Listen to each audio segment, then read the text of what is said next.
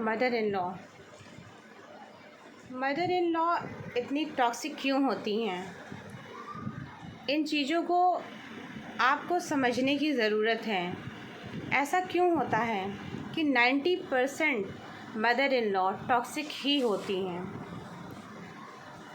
ऐसा इसलिए क्योंकि उनकी एक्सपेक्टेशंस अपनी बहुओं से बहुत ज़्यादा होती हैं और आजकल इस पढ़े समाज में लोग आज़ादी पसंद होते हैं और सबको अपनी आज़ादी चाहिए होती है, अपने लिए समय चाहिए होता है, लेकिन इस चीज़ को समझने वाला कोई नहीं है। चाहे इन चीज़ों को हम मदर इन लॉ के परिप्रेक्ष्य में ही क्यों न देखें, क्योंकि उन्हें वो आज़ादी मिली नहीं, वो सहूलियत मिली नहीं, तो हम कैसे एक्सपेक्ट कर सकते हैं कि जो चीज़ें उन्हें नहीं मिली वो आज़ादी वो हमें देने वाली हैं। तो इन रिश्तों से बहुत ज़्यादा एक्सपेक्टेशंस आपको रखनी नहीं है, फर्स्ट पॉइंट।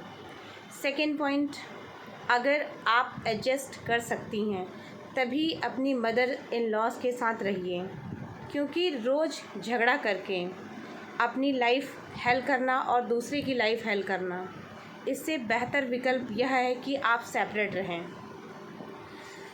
क्योंकि रोज़ रोज़ कलह कलेश करके न केवल पारिवारिक शांति भंग होती है, किसी भी व्यक्ति की मेंटल हेल्थ पर बहुत बुरा असर पड़ता है और वह व्यक्ति जीवन के किसी भी क्षण को एंजॉय नहीं कर पाता। वह समझ ही नहीं पाता है कि ज़िंदगी है क्या।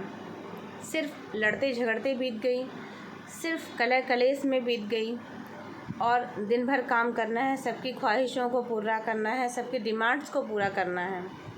इन बातों को कोई समझने वाला नहीं है। प्रारंभिक स्तर पर लोग ऐसा डिमांड करते हैं कि हमें तो कमासुत बहू चाहिए, कमाने वाली वर्किंग लेडी, वर्किंग वुमेन।